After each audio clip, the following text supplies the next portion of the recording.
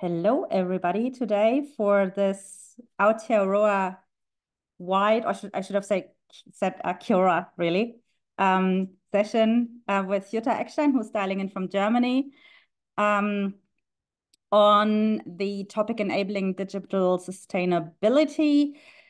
And before we actually started and had a chat, I asked Jutta, where do you actually figure, when did your agile journey start?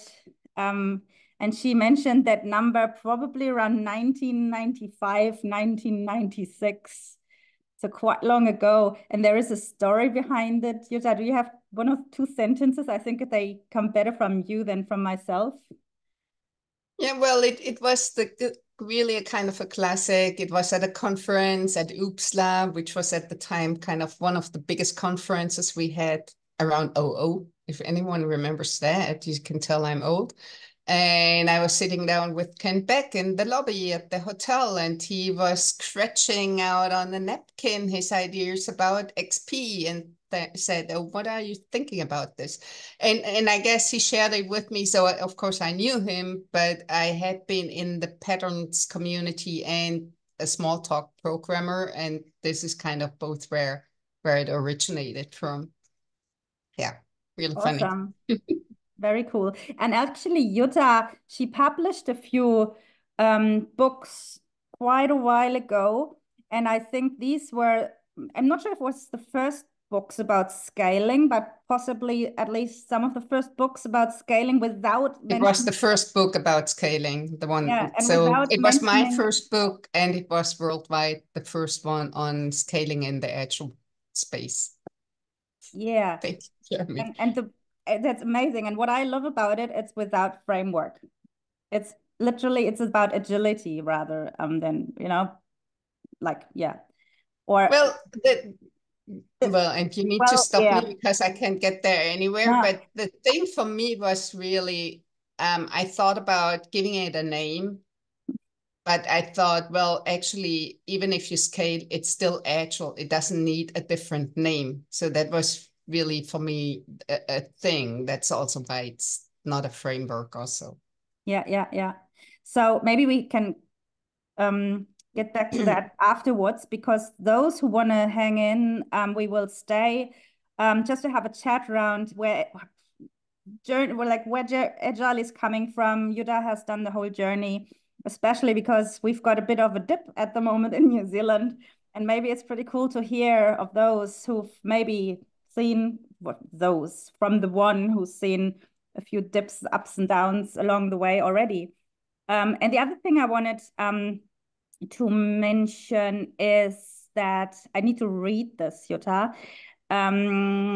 She's actually quite qualified to presenting what she does today, because she has also trained as a pollution control commissioner on ecological environment. So Um, listen. yeah, and I think that's how you came to combine your passions, if I may say that, of agile and sustainability, right? That's Um, true. we both met in Hamburg on a project in a larger private bank, and went around the lake having a chat about culture. And that's how I got to know Jutta. So we've actually met in person before the pandemic. And that's why, yeah, we kept in touch. And I thought at some point, why not having her in New Zealand? And thanks to all of the meetups, like 4 of them, 2 in Auckland, 1 in Christchurch, 1 in Wellington, where I'm actually not the organizer from, but they made me one. Um, we are having an Aotea-wide meetup here today, which is pretty awesome to have you all here. I'm normally the organizer of the Kanban New Zealand meetup group, if you don't know that yet, and Agile Valley. I'm more like a representative today. I'm not usually organizing that. And there is Jeremy for Christchurch, and I think Leon is possibly also an organizer there. And Yeah. Ziggy, not sure if Ziggy is already here. He's from the Agile Auckland meetup. And I see Sandy's just joined as well. Hi, Sandy. And yeah, so after the talk, we will hang in here with Jutta around Agile journeys, what's the state of the Agile today, what's she seeing and things like that. An anecdote maybe, because of her being in the Agile space so long, I jokingly call her an Agile dinosaur, and she jokingly responds, but one that's still alive. So cool. And I would say, yeah. Some people refer to that as a survivor. I'm a Yeah. survivor. Cool. So maybe we can give us some tips how we can survive. Right. Cool. I would say, Jutta, over to you. Thank you. Thank you, Silke.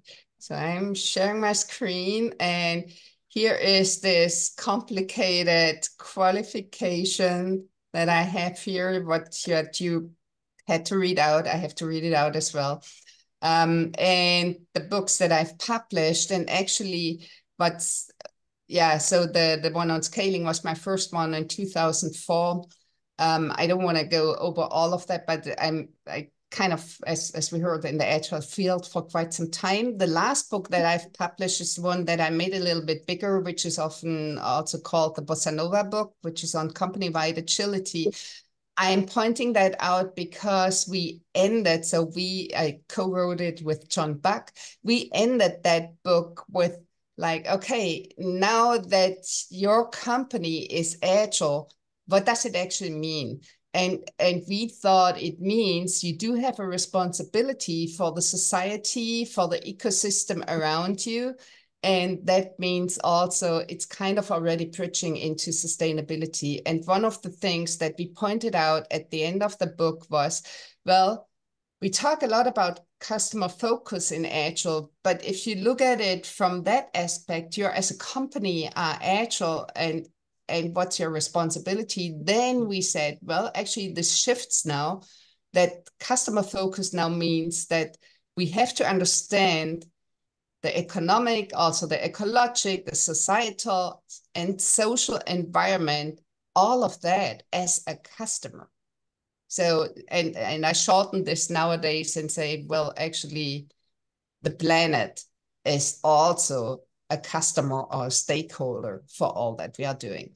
So this is kind of, where I wanted to start with. And well, let's try that. I've created a Menti because we have to have a Menti here. And the thing is, why I'm putting this up is the World Economic Forum, and you might have read this in the abstract, said that, why is it not showing properly? Maybe it does once you are going there. I'm not sure. Now it does. Okay, I have to click on it.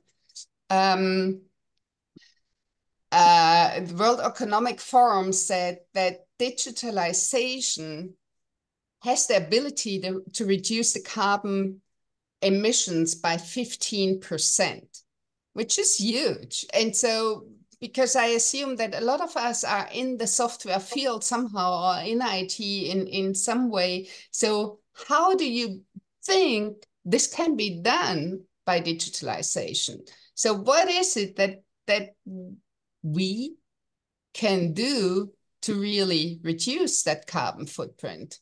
And let me see, I also would like to, where is the chat? I should have done that right away.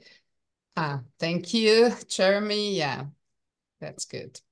I also have it as a bit.ly, but both of it should work. Thanks. Okay. Yeah, moving to the cloud definitely has a big impact. Also software as a service has a big impact, right? Not sure if it really has 15% actually. But yet still, it will make a difference if we keep doing stuff like that. Online instead of paper, right? Yeah, that's a thing. Smart power grids. AI taking over, of course. Well, online seminars like we are doing right now, remote meetings. Yes. What else? Stopping digitalization. I'm interested to hear more about that, what that means. How this can save if we all stay home and not connect anymore or something. the reduced need to commute goes together with online meetings and online seminars and remote meetings and remote working. So it's all about that. Yes. And actually, there is more stuff that seems to be more important. And let me see. More data analysis. Now we are getting there, right? So this is the direction what the World Economic Forum is thinking about. So if we look at what's possible with digitalization, it's exactly like monitoring and modeling. For example, you can have digital twins where you model stuff, or you have the climate models and you prepare for the future, or you can influence consumer behavior, not only in a bad way, but also in a positive way. The question is, well, actually for all of that, are we doing enough of all of that? Then enabling the full supply chain and ensuring, for example, life cycle transparency, so we know what's going on and can support the stuff we want to support, automated or optimization of energy and natural resources. So one example could be also water management, or if you think of all the agriculture stuff that where actually digitalization is the thing that can make a whole difference here. And then also participatory environmental governance, and actually they even say agile and participatory environmental governance. So it is the thing about like stressing democracy. I know we have a lot of areas in the world where this is at the moment more in the question, but the thing is, what can digitalization do? So this is kind of what the World Economic Forum had in mind when saying like 15%, and that would be cool if we could do that. Now, I'm not so much into the modeling, but more in the area of what also you pointed out, where you could see the improvements. And I want to also focus more on those. And I would like to do that by looking first at kind of some of the facts around what we are doing. And well, it's my assumption that we do similar stuff, but I'm not sure if that's true. Then looking at some insights, what can we get in terms of insights from those facts? And then what is it that we actually can do here? And now I see already the question here. That's why I'm looking at the digital twins. That's an interesting, so that probably needs a discussion. So the digital twins, how they think about it is more like learning early on what's happening to the environment by building a digital twin of where whatever is happening. So you can even think like in terms of floods or heat, or what does it do like with specific trees if you see how the weather is changing due to the climate change. But about the conscious consumer, I think we need to discuss that later. And please come back to me, Paris, or to our whole group here. Okay, so let's start looking at the facts. I've noted the question, so we'll come back to that later. Yeah, thank you. Thank you, Silke, for doing that. Okay, if we now look at the facts, I first want to look a little bit into what sustainability really means in terms of IT, of software development, of digitalization. And in the same way as we look into sustainability for a different context, I also want to do this here by looking at it from 3 different angles. And the first one is the social angle or social pillar. And that stands for aiming for equity, health, and livability. What comes into mind here, if we think of that, digitalization is diversity, safety, security, privacy, inclusion, all of that stuff. And I believe, at least in the Agile space, we talk a lot about that. And so there is something going on. If we are doing it good enough is maybe another thing. And I will also show a few examples around that later on. So that's the first pillar. The second pillar is the environment.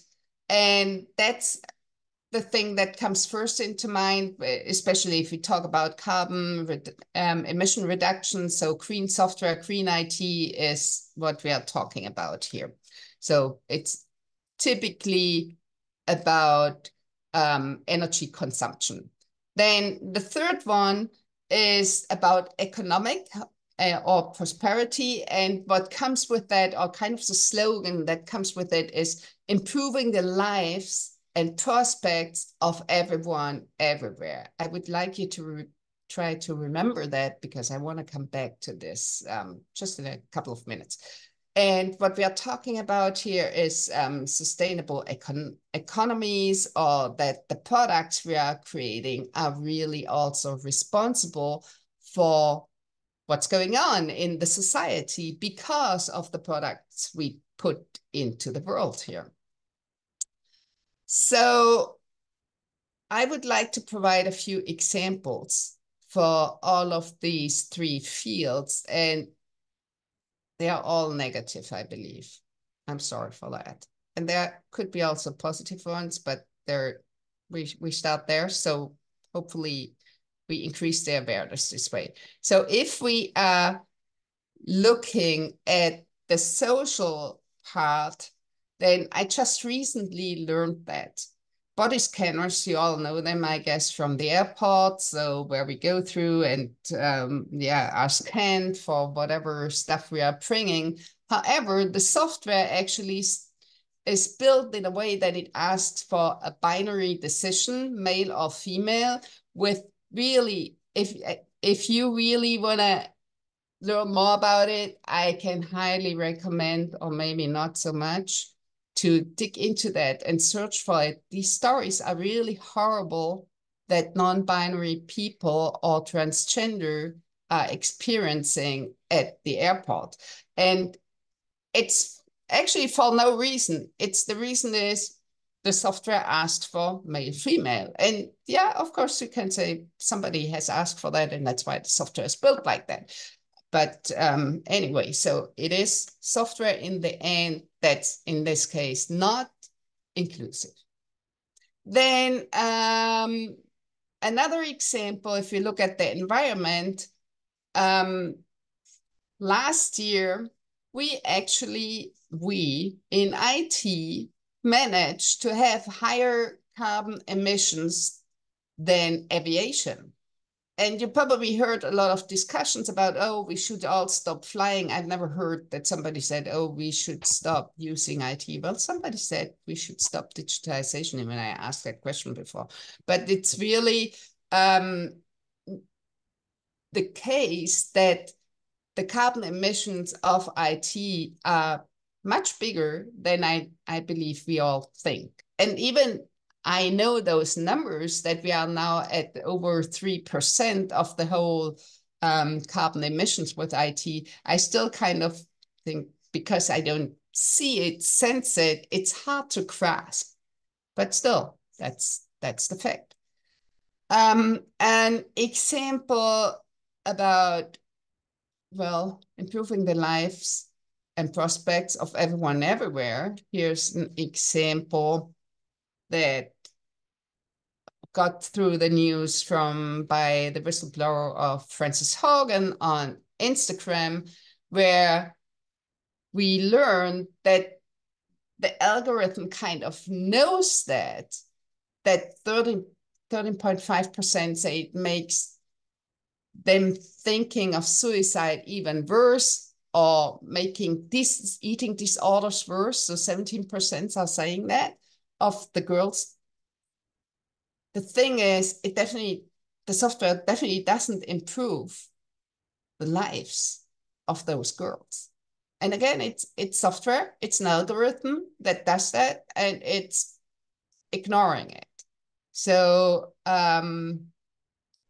really a difficult topic here. And if we look at, there are of course many more examples, and what I wanted to bring across here again is that really all these three pillars together is what we look at when we talk about sustainability. Now, I started off with World Economic Forum says digitalization can improve the carbon emissions by 15%. However, what's also clear to everyone, and what you can see with these examples, there are also threats that digitalization provides. And the threats are typically also in three categories. The one is emissions. Well, obviously, because, well, we have this, we have now overtaken the aviation industry. Then the other thing is the digital divide. I didn't really talk much about it. Well, of course, it's the body scanner is one example because it's not about inclusion, but digital divide can also mean that, well, if I'm not able to connect digitally, then I might be completely left out, which is also true for whole countries and regions. And the third point is electronic waste. And I brought some data here with me, and I thought of looking it up for New Zealand, Australia. And first of all, New Zealand generates about 20.1 kilogram per capita of e-waste yearly. And just so you know, this is really among the highest volumes of e-waste in the world, while having among the lowest documented recycling rates. The thing is per capita, because the country, of course, is not as big as some others. It's probably in total not as much as probably Germany, I'm sure. Then we have 88% of the 4 million computers and 3 million TVs that are purchased in Australia yearly. They all end up in landfill. And in Australia, it is that fewer than 1% of the TVs and around only 10% of the PCs and laptops are really recycled in Australia. And the thing is that we should all be aware of that 98% of the components in our computers or television can be fully recycled. So it's possible. And okay, you might think of, why am I talking about? I'm doing software, not hardware. At least that's what I thought when I first heard about these numbers.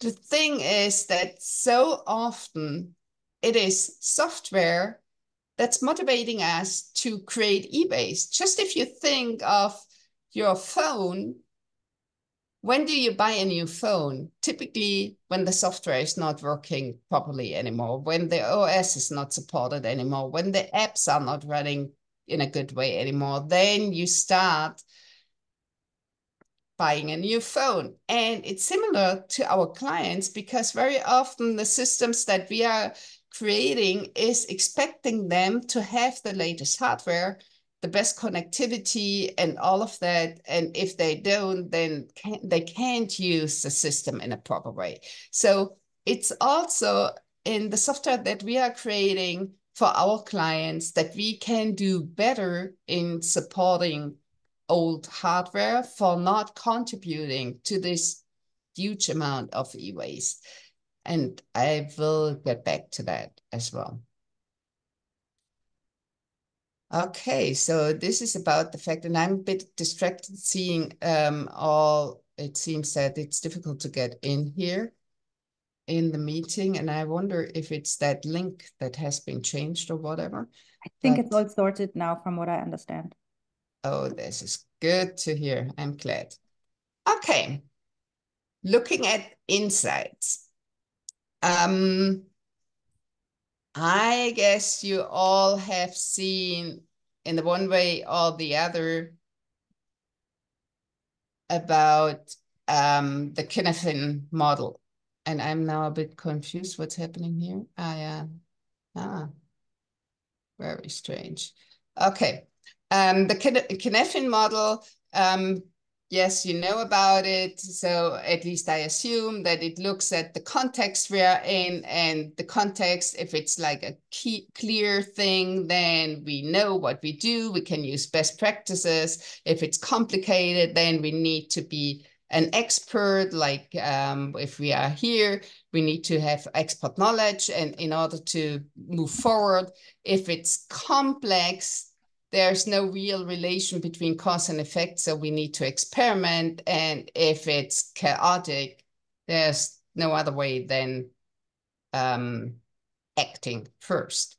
And what I'm confused with is, and I need to put all of them here, is the order of the pictures. So why I'm bringing this, the thing is that we means the society, and also if I think of governments, we are acting as if we are looking at a complicated problem. So I see plans in the EU that last till 2050, where we think about, oh, by 50 we want to do this or want to do that, and have this long-term plan. However, the difficulty is really the situation we are in is complex, and we cannot have a long-term plan like that because, well, if I only think about this, we are ending up in 2050 and then realize, oh, this is not working the way we thought. So we really have to be more adaptive than that.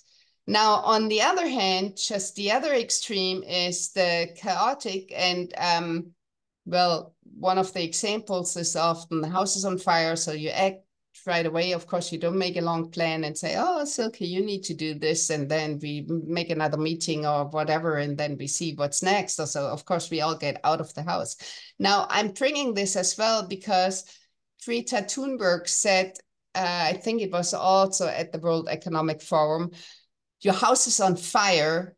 I want you to panic. So clearly she was saying, I guess without really knowing, but she was saying or assuming that we are in the chaotic space here.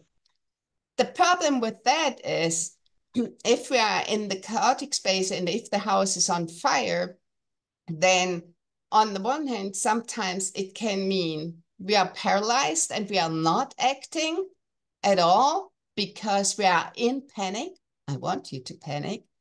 And the other thing is that we are also often follow kind of blind actions.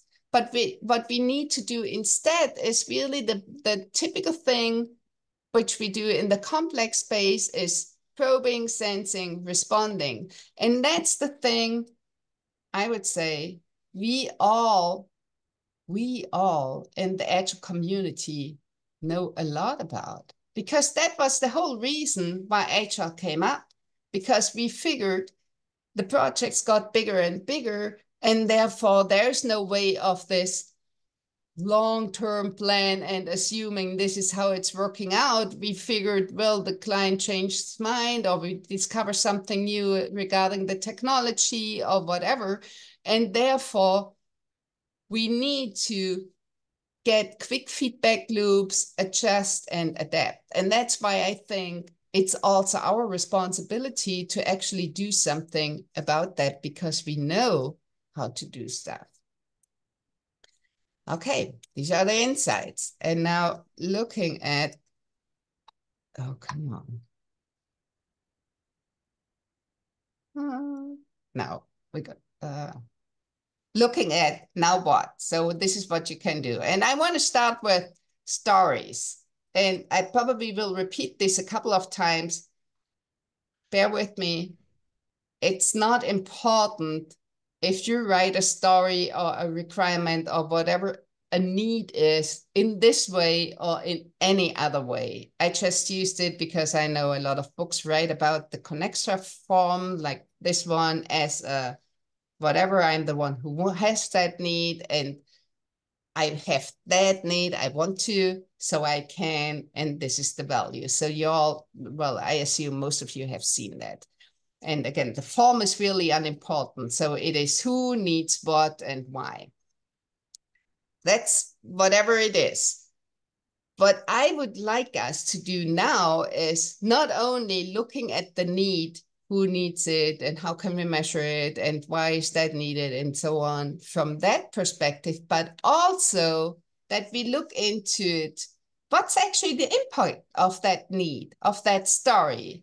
What kind of impact is it in terms of the environment, the social aspect, maybe the economic sustainability aspect? So we should also have these discussions when we start talking about needs, requirements, stories, again, however you call them, I don't care really. And how you write them, I don't care either.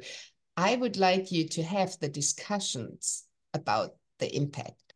And here's an example. And if the example is good or bad, that's another thing. I just want to provide one thing.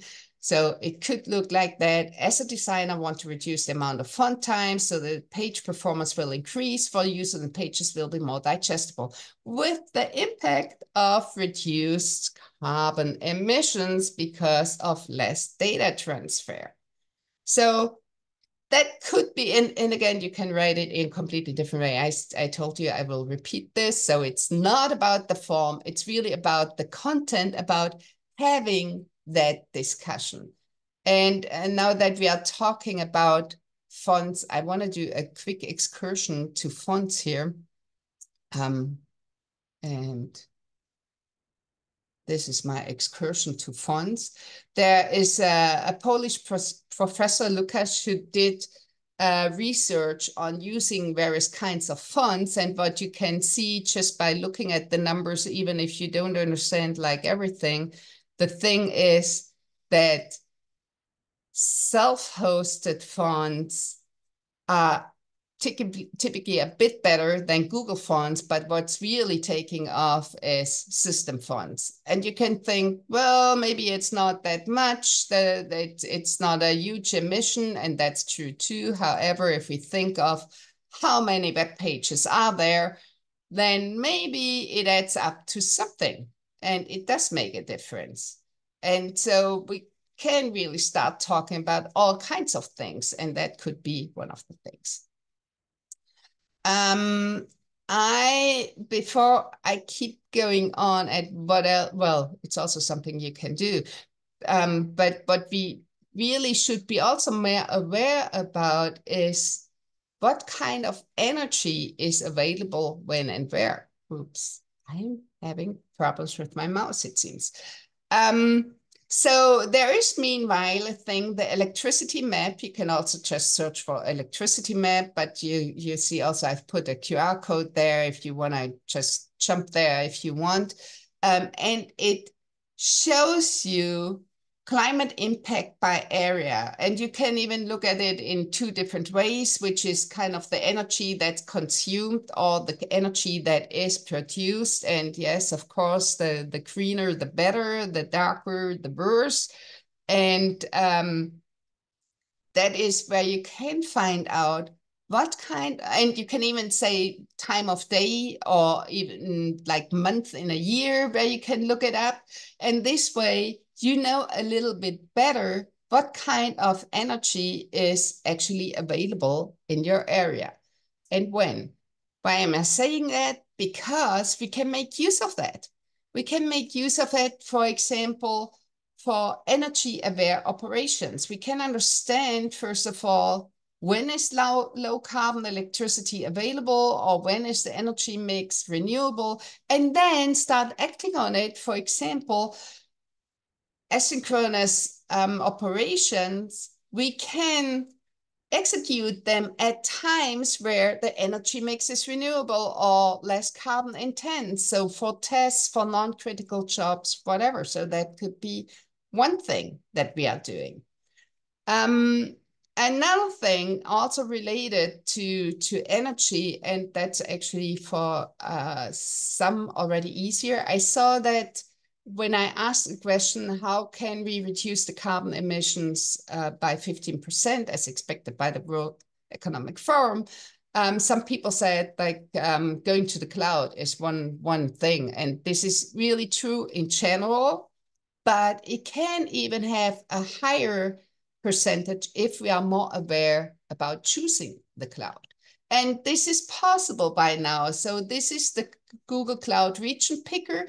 And what you can see is the first thing here says low carbon footprint. So we can even do this by now and asking for a low carbon footprint and choosing the cloud because of that. There are, just to give you some other ideas, what else is possible? Well, here's also the bit.ly link to the Google Region Picker, but you can also just search for it. You will find it. Amazon and Azure are also providing information about that, where you could go with your cloud, and you can now really do that and make a difference. And all too often, at least in the project I'm in or the products I help developing, we don't even think about that. Often we think about the price, the latency, well, just the other things that you're seeing there. This is more the typical motivation, and they are still important. I'm not saying this is not important, but you can also look at other stuff like what is the carbon footprint of the cloud you're choosing. I want to switch the topic a little bit and go into the direction of social sustainability. What is it that you can do there? And I want to look into a thing that's called a persona spectrum. And a persona spectrum helps you to make your system accessible to everyone. Very often when we talk about accessibility, we think about, well, people being blind or deaf or whatever. However, what this persona spectrum helps, at least me, to understand is that everyone benefits from that. It's not only making it accessible and better usable, and therefore your system more inclusive for a specific group of people. Most often it means that it's better usable for everyone.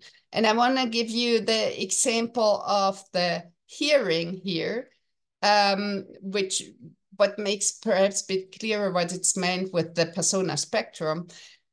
Of course, people can have completely hearing problems, like they are deaf really, and therefore you need to think about if you have a voice control in your system or anything like that, you navigate through speech and audio, then maybe that's not working anymore. However, that is a permanent problem, if you will, or challenge. However, there are also people who have temporary that problem. Like if you have an ear infection, you might not be able to hear good enough, or situational. If you are in a bar and it's very noisy around you, maybe it's not working either. So if you look at the persona spectrum, it really tells you like, okay, there are these various, there's this continuum, like permanent, temporary, situational, and that can all, when you think of more accessibility, better be addressed. And therefore, the whole system will be better usable if we keep that in mind. So that's one possibility that we can do. Another thing that we can do, and this comes back to the e-waste. So I've gone through like the emissions, then the digital divide was the persona spectrum, and now I want to go in the direction of electronic waste. Remember the three main threats for digitalization? So supporting older hardware. So the one thing is that I think we really should do is we should think about sustainability toggles that helps us deactivating non-supported features, or what's also known as responsive design. How this could work, I want to elaborate a little bit about. So feature toggles is something that's known for quite some time, and it typically is looked at from two different angles. So one is, how long do we need that toggle and how dynamic is it? So longevity and dynamism. Dynamism, is this how it's pronounced? I'm not sure. A very typical one is release toggle. So for example, you have been working on this new feature, but well, it didn't make it on time and you are releasing, I don't know, maybe daily or whenever, weekly or bi-weekly, it doesn't matter. However, that feature is not done. Of course, you don't want the user to try to use that feature and then run into a failure mode or error or whatever. And therefore, you use a feature toggle to ensure that this feature is not reachable, so nobody can use that. So that's a typical release toggle. And most often, it's not available for long because hopefully with their next release, that feature will be available. It's also not very dynamic because most often it only is used at when the system is started and it's kind of put in place there. If we look at very dynamic toggles, then you see there are experiment toggles, and they are kind of in a different extreme, which is typical A/B testing. So it's very dynamic because you actually want to know if that feature is like better by people or that one, or is, I don't know, creating more business or the other one. So it's very dynamic. It depends on the user using it. And it's more likely that you have it in place for weeks, not months and years, but also not for days, because you want to have a good analysis there.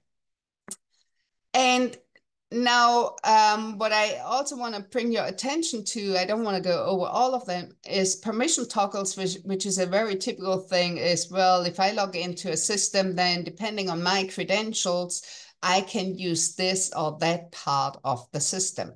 And exactly this is where sustainability toggles come in. Sustainability toggles are really meant to, like, okay, if there's Jutta sitting in front of the system and trying to use it, but her machine is really, I don't know, how old is mine now? I think like 5 years, and perhaps not everything is working the way it should, or maybe I have an old OS or something on my machine, then the sustainability toggles will ensure that only those features are available that are supported by the client, really. And so this is kind of an easy way that we can do in order to not enforce our users to buy new hardware in a very frequent way. So this is a way how we can also support our systems for much longer time. Okay, so I think this is all that I wanted to kind of put an angle on, in a way of, look, these are things you can do, but I also would like you to explore what else is out there. And we have created a survey where I want to invite you to take that survey, and I need to look at, I believe, that's the link that I sent earlier. I sent the wrong bit.ly link. I just see that. So this is the bit.ly link. That was the wrong one before. Where I want to invite you to go over that survey. I think it has about 12 statements or so, just in order to understand where are we with digital sustainability? What are maybe the various areas where we can get better? And of course, we want to look at the data later on together. And let's see. I give you a little bit of time to answer. We should have some background groove music now. People are Yeah, feeling. yeah. Digital sustainability. So it's about digitalization being sustainable, and sustainability is defined with these three angles: social, environmental, and economic. So it really means we are looking at all these different areas. I'm not sure if this is good enough. And if you, yeah, can digital stuff help the species and the planet survive? The World Economic Forum says yes, by like the digital twins, by the monitoring, by having better water management, by more better agriculture systems and all of that. However, it can also make things worse. And this is the thing about the emission digital divide and the e-waste. So, and I'm waiting for the context of the survey. It's about a product. Yeah, I could have said that. So it's about whatever system you are building right now, or what system product you have been built if you're not working on a product, on a project, on a system right now. So it is most often, in my case, it would be the software that we are creating. Thank you for all these questions. And if you are not working on a team right now, then it's really more about what kind of team do you have in mind, perhaps one you work with last, and the same for the product. I see we have a few data points coming in. I want to wait a little bit longer. We have like 9 data points.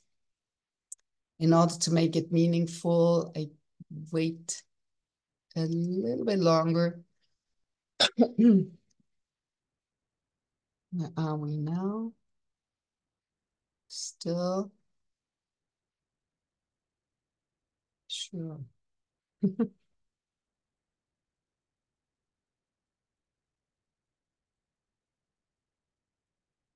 Let's see.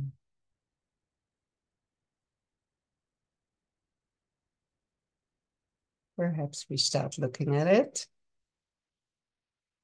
And we still have the 9. Perhaps I do another refresh. Perhaps another data point is coming in. 12. Okay, we have a few more. Very good. Okay, so if we would be on the outer circle, of course, it would be like it's true for us. This is what we do. We are working in a sustainable way, and what we see right away is that we are much better in the social area than, for example, in the environmental. So social, we have 3.975 would be the outer circle. Then the economic, that's on the second thing, the 3.39. And yes, as I said, the environmental is the thing that's the worst. And I do another refresh, seeing if some new data is coming in. Okay, 15 data. Let's, and it's even more extreme now. Okay, we are 4.11 now with the social. Let's dig into the social part. And we had these 3 different statements. And the one that's, I believe, the highest is the team prevents discrimination, disrespecting, or targeting of team members. I would say this shouldn't be a surprise to us. That's at least what we claim in the Agile community, that we take care of that. And it's important to us that people feel being included, and they are included as well in the teams. Then we have the second one: the team implements policies to ensure the balance of a great user experience with protecting privacy. I guess this comes also from the discussion that we are having for quite some time on privacy, safety, security, which actually gives me also hope, because this discussion, if we think of 10 years ago, not much has happened at the time. Now, that's not so much the case. Sometimes it seems it has, that users have the option to choose what data they share with us. Okay, let's look at the other, maybe extreme, and maybe I do another update here in case. No, we are sticking with the 15. Let's look at the environment here.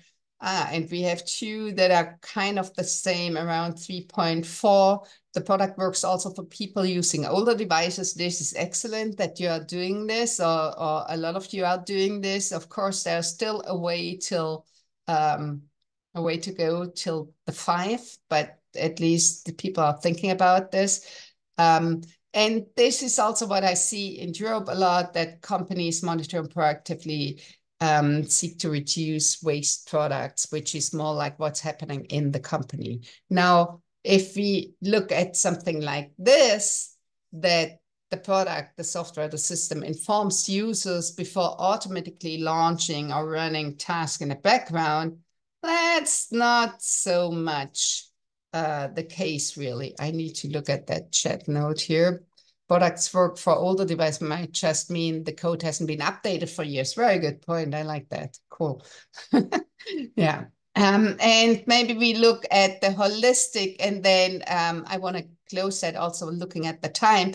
Holistic, we have our sustainability actions aligned with our marketing, which could just mean we are not doing anything like that, and therefore it aligns, or we do a lot. That could also, we don't know, but at least there's some alignment. That's something. We continuously see components that help us create more sustainable solutions. It's kind of a so-so in the middle. And then we, my favorite one, I forgot that this is here. We prioritize the planet as one of the stakeholders. Well, hopefully this is one of the things that you are inspired by, and you just bring up that topic every once in a while, no matter if you are looking at different needs, requirement stories of your users, or if you think of a retrospective and you just throw that in, what would change if we regard the planet as a stakeholder, and see what kind of discussion is coming up. So I would like to leave it here, and also kind of close it and open it to discussion and see what kind of questions we still have here. So for enabling digital sustainability, I really think, like the one with the planet as a stakeholder, I think we should change our conversations just to have it in the mind. And then we should also think of making sustainability a quality attribute. For example, what about if you're having a definition of done, put it in there and monitor what's going on. Or you use it as acceptance criteria for stories, requirements, needs, features. And that could be another possibility. And again, so I want to close with that, but open the floor for discussions. And there is actually something that we've created within the Agile Alliance, the Agile Sustainability Manifesto. You might want to take a look at it. Maybe you want to even sign it. I also provide some links how you are reaching me. And there is the thing, the survey. It's actually a bigger survey. It's, I think, 44 statements. So you also only had an excerpt of it. And it is published under Creative Commons, so you can use it, and please feel free to do that. And maybe this changes the conversations you are having in your teams as well. So thank you so much. And I'm looking forward to the questions. Thank you so much, Jutta. Such great insights. Amazing. Really loved it. I hope everybody else too, but I'm pretty sure. I would like to actually tackle 2 questions that Paris had. And I think the first one you had already read by your own, and I'm not sure if, Paris, are you still here? Maybe you want to ask it in your own words? Yes. Yeah, I'm here. Can you all hear me? Yeah, Yes. so the first question maybe first. Yeah. The digital twins. Yes, correct. So thanks so much for talking about digital twins today. There was one question I have. So just to put some context in there, I'm actually trying to build a digital twin for for a virtual closet. And I keep having a lot of pushback against it. So there's a lot of people who say that they're sustainable and that they wanted to do it, but then when you ask them, do you want to use it? They actually say, no, I don't use it. So and the thing is that they find that it's too tedious or too much work. But the fact is that there is a way to actually understand and be aware about your clothing consumption. And so a lot of people who have used it before said that they stopped buying clothes. And then because of the fact that they realized that they have too many clothes in their closet. But this is a challenge where I think that in theory, like if everybody have a virtual closet on their own, then think about it. We don't actually buy clothes that we want, but we are still actually only buy clothes that we need. Yeah. So that was the question. I like that example. And just I want to put out some data, and you might correct me, Paris, because I assume you know it even better. But to my knowledge, especially fast fashion has the same carbon footprint as the whole traffic industry. Speaking of aviation, ships, cars, like everything together is the same carbon footprint as fast fashion. So you are well there if you think like, oh, clothing has a big impact, and it does. Yeah, I agree. And probably with digital twin, well, actually there's more that falls into that. So if I think about the enhancement of digitalization also, like being transparent of the full supply chain would also help you there. And if you have the digital twin, you can make this transparent, what's really going on. So yes, I agree. And of course, the question still is, are people then looking at it or not? But now with your point here, I guess more people are aware of it. Everyone who is in that meeting today. So very good point. Thank you. Yeah. That's awesome. That's awesome. So I will be interested to share that. And if anybody is interested, just feel free to reach out to me. Absolutely. Yeah. This is great. Paris, if you like, send me a message and we will share that with the recording details maybe. Yeah, sure. I will do that. Yeah. And the second question you had about tick debt. Yeah. So the second one is basically the reason why I'm asking is because just now I heard about like we should support older devices, and I do agree about it. And but one of the challenges, right? Just to provide some context. So actually, I've been working in the mobile space, and so previously I was working with the teams, and the teams was supporting like 6 to 8 versions of Android. But the problem with that was it was actually quite humongous because of the fact that because they're supporting eight versions, right? And we were trying to like support as much as possible. It actually causes a lot of problems, a lot of things we can't do. A lot of features we can't establish, a lot of plugins, a lot of libraries are all outdated. So we also can't move to newer tech stack that actually be better for the environment. But because we have all these legacy hardwares that we are trying to support, it causes a lot of pain.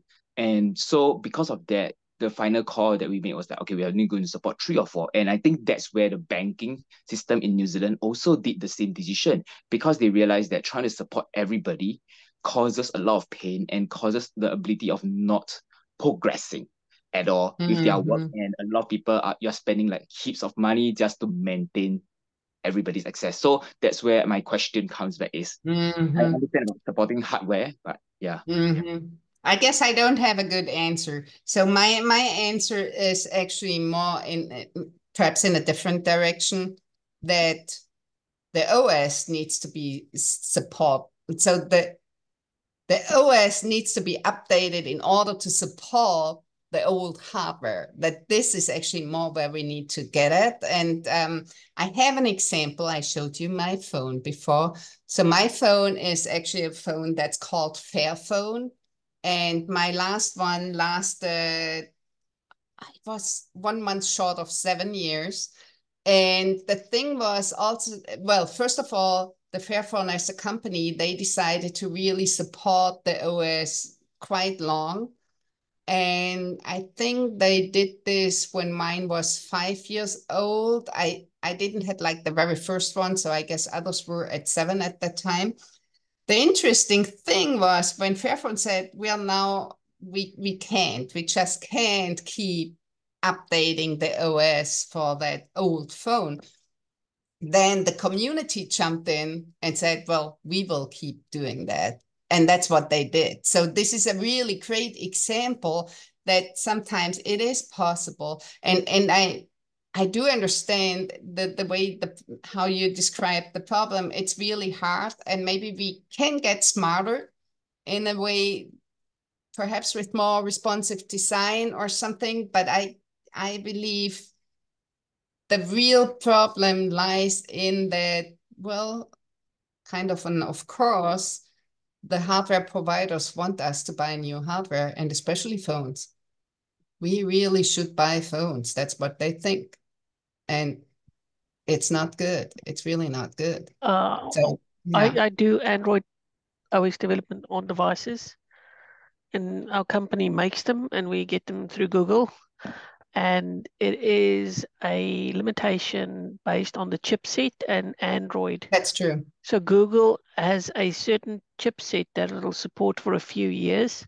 So Right. it depends on your development cycle, and they give you a very narrow window that's only connected to a very small group of companies in the world that can handle Android. So there's only a few companies that's actually allowed to give you a sort of a chipset for a small time. So it's very concentrated, and very small window. That's very true. That was also kind of the thing where in that case, well, they are supporting Android, the Fairphones, just to stick with that example. And the main problem was the Qualcomm chip that was in there that they couldn't We do really. Qualcomm chips, it's Qualcomm forces you to. So I understand. Chips, yeah. However, and maybe this is my last thing about my phone I'm so proud of, is that what they offer as well is, well, I can go ahead and change a lot of the components, and it's getting even better over time. So this is the second Fairphone that I'm having. That's the number 4, I think it's called. I'm not sure. And I can go ahead and exchange things like the microphone and chips and all kinds of stuff. And it's easy for me to do that. And if I think of other phones where you cannot even change the battery, then, well, and I said, well, this is the last thing I'm saying about my wonderful phone. I'm not getting any provision, by the way. Yeah, no, it is a long-term problem because security forces the chip, and the chip forces Android, and Android forces the chip. So you're sort of driven forward regardless. Yeah, right. Okay. There were lots of comments in the chat from Gregalish, I guess that's Craig. Alex, Jess, Mark. Would anyone like to talk in their own words or leave it to the chat?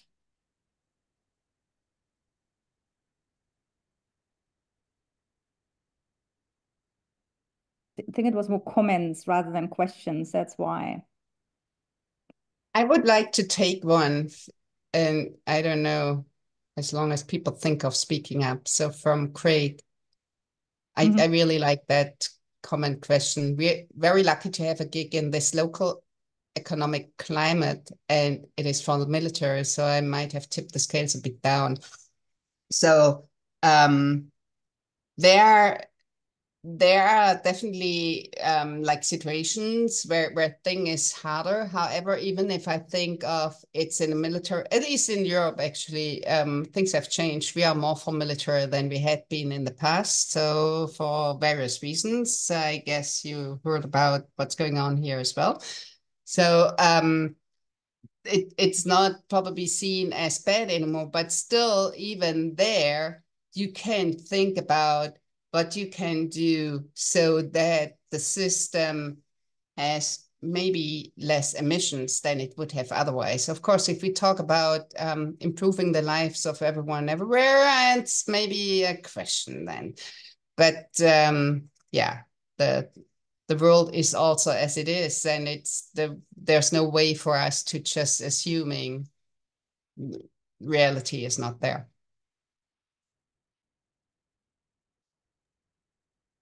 Can I ask you a question? What I want to say, yeah, go ahead. It was just to follow up on what something Leon said. I mean, look, I'm not technical, so I'm assuming most of you are technical, but I'm in the service delivery side. And what I've noticed is that phones for me and my colleagues tend to be driven around battery life and how much charge it retains. Whereas you're talking about components that are driven by the suppliers. Don't you find also the battery life is one of the main things that people toss the phone away because they get tired of charging it and it running out halfway through the day? Right. Well, is that not that's the case, not. Leon? I don't know. Yeah, that is absolutely true. Well, which comes now, I have to say that again. So there are phones where you can replace the battery, and so then this is not a thing anymore.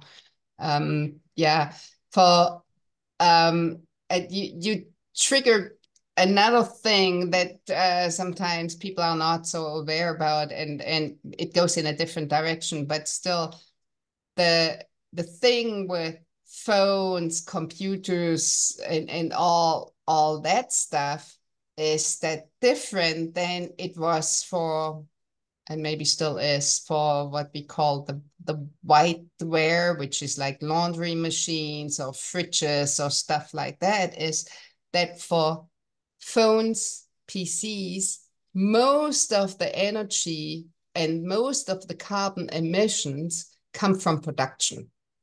They are not coming from the consumption, which is different to these other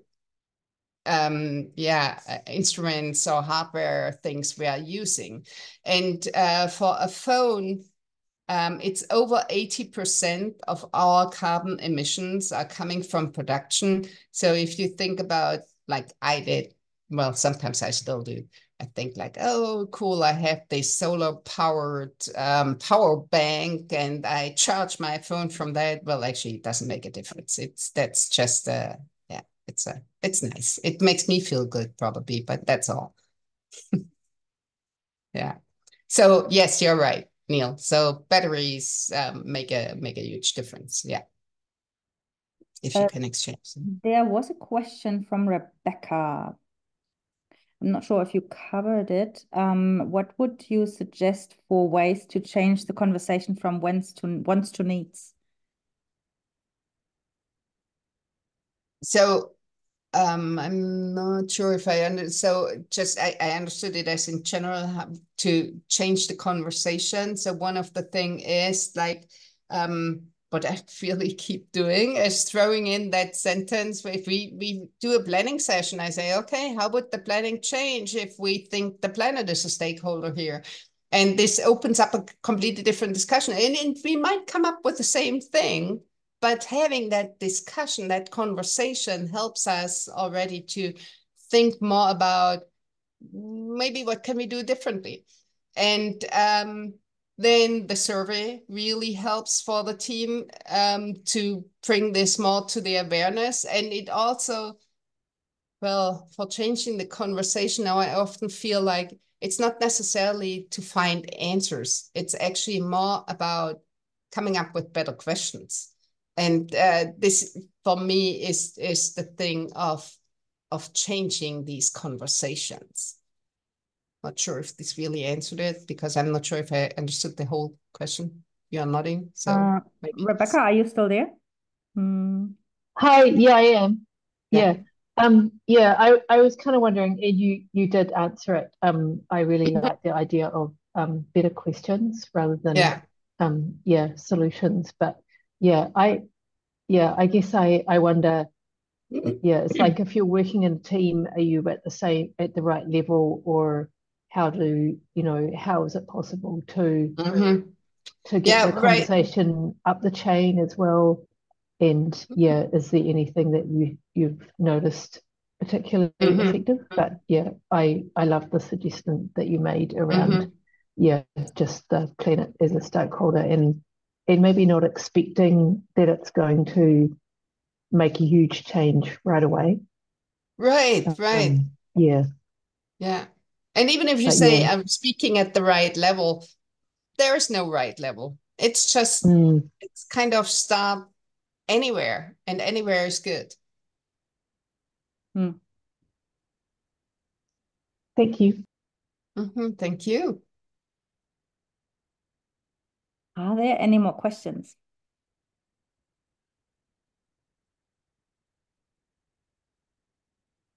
Because otherwise, I would thank everybody, also those that have departed already, to join. It was super interesting, Jutta. We will have the recording up on the Agile Alliance New Zealand YouTube channel, Agile Christchurch and Agile Valley's YouTube channel. Might take a few days until we coordinate, but it'll be there. So thank you all so much, especially Jutta. And those who haven't seen the recording, feel free to, or like haven't seen the beginning, feel free to see that as well, because it was super interesting. Those that have come in a bit later. And we will hang in after the recording for those who like to just unwind a little bit and talk about current situation, and those who like to drop off, feel free to do so. Thanks so much. Let's stop the recording now.